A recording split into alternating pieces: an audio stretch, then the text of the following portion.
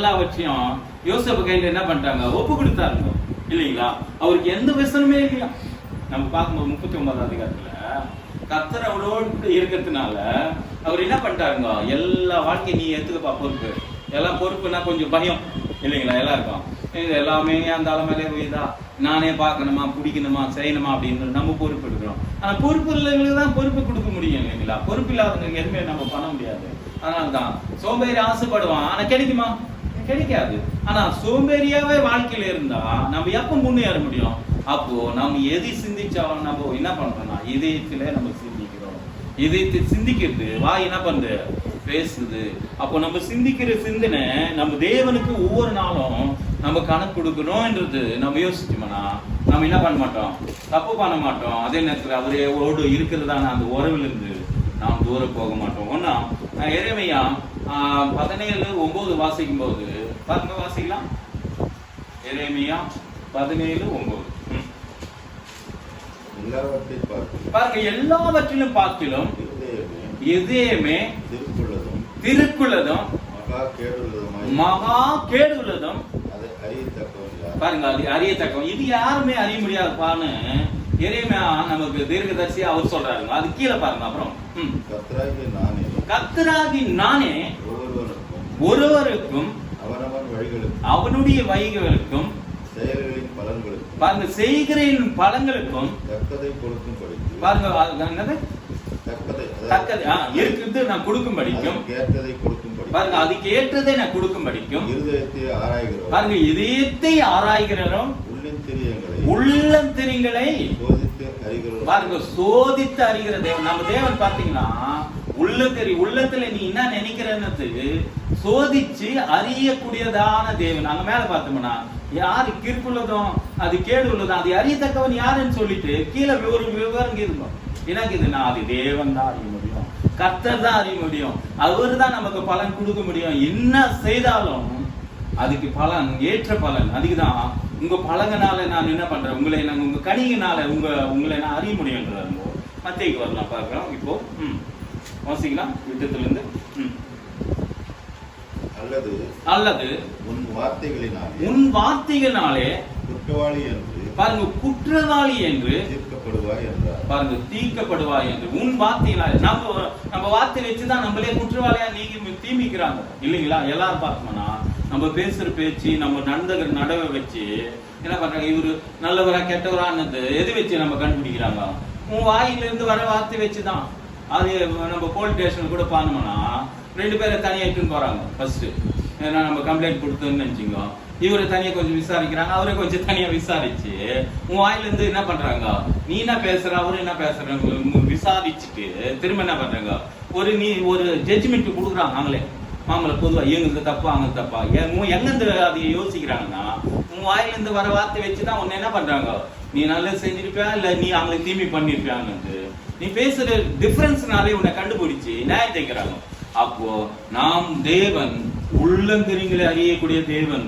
அதே நேரத்துல வகையா நம்ம பார்க்கும்போது வகையா நம்ம பேசுறோம் இல்லைங்களா. சொல்லணும்னா எல்லாம் அவருக்கு என்ன டேலண்ட் பா, அவருக்கு என்ன அப்படி பேசுறாருப்பா அப்படின்னு எது வச்சு சொல்றேன்னா அவர் பேசுறத வச்சுதான் நம்ம சொல்ல முடியுது இல்லைங்களா. பேசாத வச்சு நம்ம எதுவுமே பேச முடியாது. கீழே வசைலாம் திரும்ப.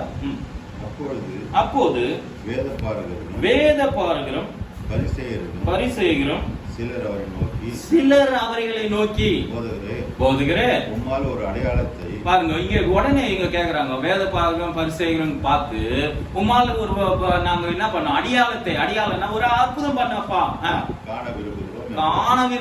அங்க அற்புதம் பண்ணாரான்னு பார்த்தோம்னா கீழே வாசிங்க. அப்புறம் அவர்களுக்கு அவர் பிரதித்திரமாக இந்த பொல்லாத விபச்சார சன்னதி அடையாளத்தை தேடுகிறார்கள். பாருங்க, எங்க யார் கேட்க முடியும் பார்த்தோம்னா நம்ம சபைக்கு வரவங்களாகட்டும் மத்தவங்க அடையாளத்துக்காக வர்றாங்க, அற்புதத்துக்காக வராங்க, வியாதி போகத்துக்காக வராங்க, இல்ல நல்ல செல்வந்தனா மாறத்துக்காக வராங்க. ஆனா தன் இதயத்தை காத்து கொள்ள யாருமே வர்றதில்ல. நம்ம வாசிக்கும் போது நீதிமொழிகள் 4:20-24 வரைக்கும் வாசிக்கும் போது அங்க ஒரு வார்த்தைகள் நமக்கு அருமையா போதிக்கப்படுது. பாருங்க நீதிமொழிகள் பாருங்க, எல்லா காவலோடு வாசிங்க. அது 20ஆம் வசனத்திலிருந்து 24 வரைக்கும். நீதிமொழிகள் 4ஆம் அதிகாரம் 4 20ஆம் வசனத்திலிருந்து 24 வரைக்கும் படிங்க.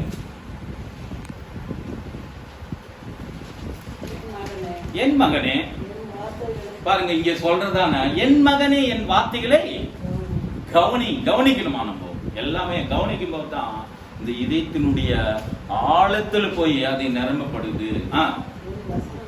என் வசனங்களுக்கு பாருங்க, அவருடைய வசனத்துக்கு நம்ம செவி சாக்கிறோம். அதுக்குதான் இந்த அதிகாரத்திலே நம்ம பார்க்கும்போது காது உள்ளவன் கேட்க கடவன்.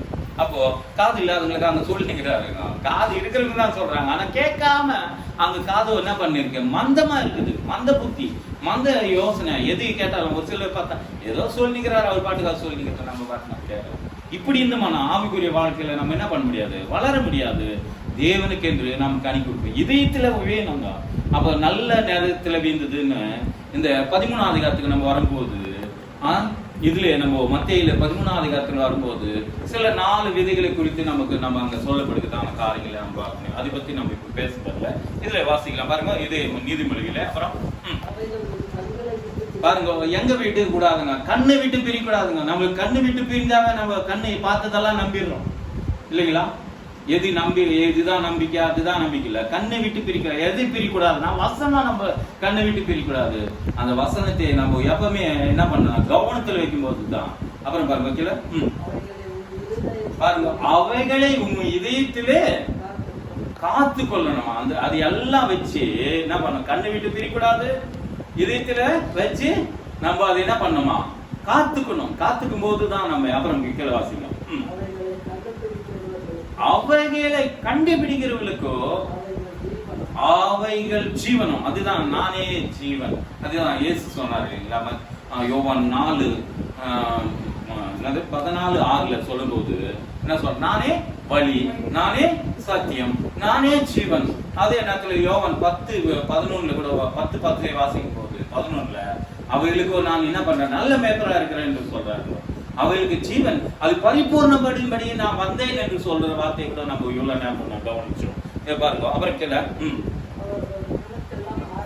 பாருங்க, அவர்கள் உடலுக்கெல்லாம், நம்ம உடலுக்கு ஆரோக்கியத்துக்காக என்னங்கோ ஓடுறோம், எதோ பண்றோம். ஆனா வசனத்தை நீங்க கேட்கும் போது அதனால்தான் அந்த வசனத்துக்கு ஆரோக்கியம். இந்த வசனத்தை கேட்க கேட்க கேட்க நம்ம உடல்ல இருக்கிறதான எலும்புக்கும் நரம்புக்கும் சதைக்கும் நம்ம இருக்கிற எல்லா பாட்டுக்கும் உச்சந்தால் போது மூடிலிருந்து, நான் இன்னும் சொல்லனா, நம்ம சங்கீதத்தில் 133 வாசிக்கும் போது எங்க ஊர்த்து பார்த்து பாருங்க, ஒரு வசனத்தை வாசிக்கலாம் பாருங்க. ஆரோன் தலைமையில ஊட்டப்பட்ட பாருங்க அந்த வசனம், அந்த வசனத்தை 2-3 பாருங்க, இருக்கிறதே 3 வசனம் தான் நினைக்கிறேன். அது பாருங்க, ஆரோனுடைய சிரசின் மேல ஊற்றப்பட்டு பாருங்க, அவர் தாடியிலே வலித்துப்பட்டு வலிகிறதும் அவங்க அங்கிய மேல் இறங்குகிறமான நல்ல தைலத்துக்கு எர்மோன் மேலும் பாருங்க, சியோன் பர்வதம் மேலும் பாருங்க பனிக்கு ஒப்பா இருக்குது.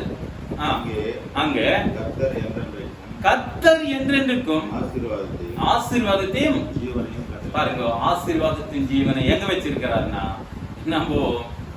நம்மக்குள்ள வச்சிருக்கிறாரு. அதான் அந்த தலை மேல ஊத்தப்பட்ட அந்த பரிமள தைலத்துக்கு ஒப்பா இருக்குது. அந்த அவர் தான் அபிஷேகம்.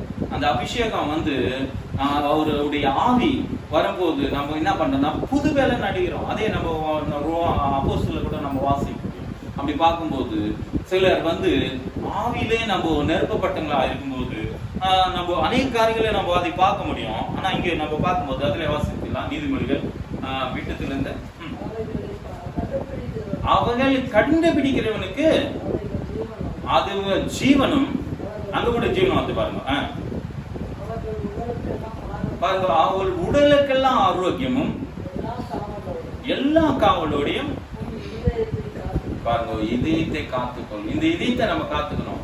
அங்க ஆதாமு காத்துக்கினாங்க, என்ன பார்த்தோம்னா கைவிட்டாருங்க இல்லைங்களா?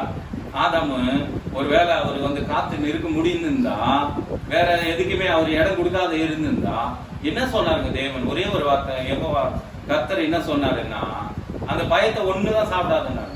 அது சாப்பிட்டனால விளைவு என்ன ஆச்சுங்க, எல்லா சன்னதியும் அனுமானத்துக்குள்ள வந்துச்சுங்க. அதே பயத்துக்குள்ள போயிடுச்சு. அதே நேரத்துல அடிமைத்தனத்துக்கு போயிடுச்சு. பரிபூர்ணமான மனுஷன் என்ன ஆயிட்டாங்க, பரிபூர்ணம் இல்லாத ஒரு மனுஷனா மாறிட்டான். ஆனா கிறிஸ்துவோ அதுக்கு பரிபூர்ணத்துக்கும் நித்திய ஜீவனுக்கும் அவர் வழியே ஆயத்தப்படுகிறவரா வந்து நம்ம இப்போ வரைக்கும் என்ன பண்றாருன்னா அந்த சன்னதி மறுபடியும் மீட்டு எடுத்து அந்த சன்னதி கொடுக்க அவர் நல்லவராக கீழே விவசாயமா அப்படியே அது இடத்துல இருந்து பாருங்க, அது இடத்துல இருந்து ஜீவ ஊற்று. அது இடத்துல அந்த ஜீவ ஊற்று யாருன்னா நம்ம கிறிஸ்துவே இல்லைங்களா? அந்த கிறிஸ்து எங்க, அது அவர் தான் கண்மலை. அவர் தான் நமக்கு கிறிஸ்துவா இருக்கிறாருங்க. நமக்காக அடிக்கப்பட்டு நொறுக்கப்பட்டு காயப்பட்டது மட்டுமல்ல, உனக்காக எனக்காக இன்று வரைக்கும் கூட பிதாவின் வலது பாசத்துல மட்டுமல்ல, அவர் எப்பவுமே நமக்காக என்ன பண்றார், வேண்டல் செய்யறவராக இருக்கிறார் இல்லைங்களா? நம்ம இதயத்துக்காக நம்ம எந்த நிலைமையில இருந்தாலும் அவர் ஒருவேளை நம்மளை எப்பவுமே அவர்கிட்ட தள்ளி விடுறதா காணப்படுறான் பார்த்தோம்னா, எந்த நிலைமையில கூட நம்மள என்ன பண்ணதில்லை, அவர் புறக்கணிக்கிறதுல தள்ளதும் இல்லை. அப்புறம் படிமாது எல்லா காவலோடும் உன் இதயத்தை காத்துக்கொள். நம்ம காத்துக்கிறோமா? அப்போ இந்த இதயத்தை எதுனால நம்ம நிரப்பிருக்கோம்? நம்ம பார்த்தோம் இதுக்கு முன்னாடி, நான் கூட இப்ப கூட சொன்னேன், நம்ம அதிகமா நம்ம எது மேல கவனம் வைக்கிறோமோ அதை பத்தியே நமக்கு யோசனை வரும் இல்லைங்களா? நம்ம எதுனா யோசிச்சோம்னா அது செய்யற வரைக்கும் கூட தெரியும். ஒரு சிலர் பார்த்தோம்னா பெரியவங்கெல்லாம் வயசானவங்கலாம் ஒரு வேலை என்ன எடுத்துக்கினாங்கன்னா அந்த வேலை மேலேயே கவனமா இருக்கும். அதை செய்து முடிக்கிற வரைக்கும் அவங்களுக்கு அங்கே இங்க அலைச்சல் குலைச்சல்னு. நம்ம அம்மா கூட வந்தாங்க, இப்ப பாத்தீங்களா அங்கன்னு சொன்னீங்களா, இங்க வரத்துக்குள்ள இங்க மாத்திக்கிறீங்களே அப்படின்னாங்க. ஏன் அது அப்படின்னு பார்த்தோம்னா, அந்த இதயத்தினுடைய பாரம் கஷ்டம் எங்க தாக்குதுன்னா அந்த இதயத்துல இருந்து தான் தாக்குது. ஒரு மனுஷனை எங்க தாக்குதுன்னா வேதனைக்குள்ள கொண்டு போக கூட அந்த இதயமே ஒரு வருத்தம் பாரம். அவங்க யாருக்கு ஒரு சில நினைச்சியானா இது வரைக்கும் எனக்கு ஜுரமே வரலன்னு கூட இருக்கிறாங்க, சிஸ்டர்களுக்கு இருக்கிறாங்க. பார்க்கும்போது எதுக்கு அவங்களுக்கு வரலன்னா அந்த ஜுரமே அவங்களுக்கு தெரியாது. ஏன்னா வசனத்தின் மேல யார் இருக்கிற ஆரோக்கியம் கிடைக்குதுங்க. நிச்சயமா பாருங்க, ஆரோக்கியம் இருக்குதா இல்லையா? வசனம் அதுதான் சொல்லுங்க. அந்த வசனத்தை யாரெல்லாம் கவனமா கேட்டு அது நம்ம என்ன பண்ணுங்கன்னா உச்சந்தலை முதற்கொண்டு இந்த உள்ளங்கால வரைக்கும் நரம்புல இருந்து எலும்புல இருந்து இந்த கோரில இருந்து எல்லாமே அவருடைய வசனத்துல ஆரோக்கியமா இருக்கிறதுக்கு அதுக்கு நான் அவரு மருந்தா பேராருங்க அவரு இல்லைங்களா? நம்ம உலகத்துல எத்தனையோ மருந்து நம்ம தேடுறோம். இந்த மருந்து நல்லா இருக்குமா, அந்த மருந்து நல்லா இருக்குமா, இது இந்த சோப்பு நல்லா இருக்குமா, இல்ல அந்த சோப்பு நல்லா இருக்குமா, இது ஷாம்பு போட்டா நல்லா இருக்குமா, தலை கொஞ்சம் முடி வளருமா அப்படின்னு எத்தனையோ குறித்து நம்ம சிந்திக்கிறோம். ஆனா எல்லாத்தையும் பார்த்தோம்னா ஜீரோ தான் லாஸ்ட் இல்லைங்களா? தேவனுக்குள்ள நம்ம யோசிச்சு இந்த வார்த்தைக்காக நீங்க செவி கொடுத்து பாருங்க. அதுக்கு நான் கர்த்தரை நோக்கி பார்த்த முகம் என்ன ஆயிருக்குமா, வெட்கப்படாதுங்க. ஒண்ணு இன்னொன்னு சொல்ல போனா பிரகாசமணி இல்லைங்களா? அப்போ பிரகாசன்றது நம்ம பண்ணத்துல இல்லைங்க, உள்ளத்தினுடைய. அதுக்குதான் உள்ள நிறைவு. நம்ம என்ன பண்றோம், வாய் பேசுறது மட்டும் இல்லைங்க, நம்ம வெளிச்சு மகிழ்ச்சியா இருக்கிறது கூட சந்தோஷமா. அதுக்குதான் எபேசியர் பாருங்க 5:18 வாசிக்கலாம் பாருங்க. எபேசியர் 5:18, 19, 20 வாசிக்கலாம்.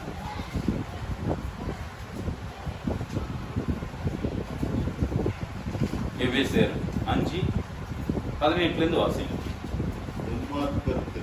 துர்மார்க்கத்துக்கு ஏதுவான பாருங்க, மதுபான வெறி கொள்ளாமல் ஆவினால நிறைந்து சங்கீதனாலும் கீர்த்தனாலும் பாருங்க ஞான பாட்டுகினாலும் ஒருவருக்கு ஒருவர் பாருங்க சங்கீதம் கீர்த்தனால எப்ப வருங்க நம்ம சந்தோஷமா இருந்தா என்ன பண்ணோமா சங்கீதம் பாடணும். ஏங்க பாருங்களா, சங்கீதம் பாடினா நீங்க ரொம்ப சந்தோஷம். அவர்கள் சங்கீதம் கீர்த்தனால் பாடிக்கொண்டு ஒளிவு மலைக்கு போனாங்க.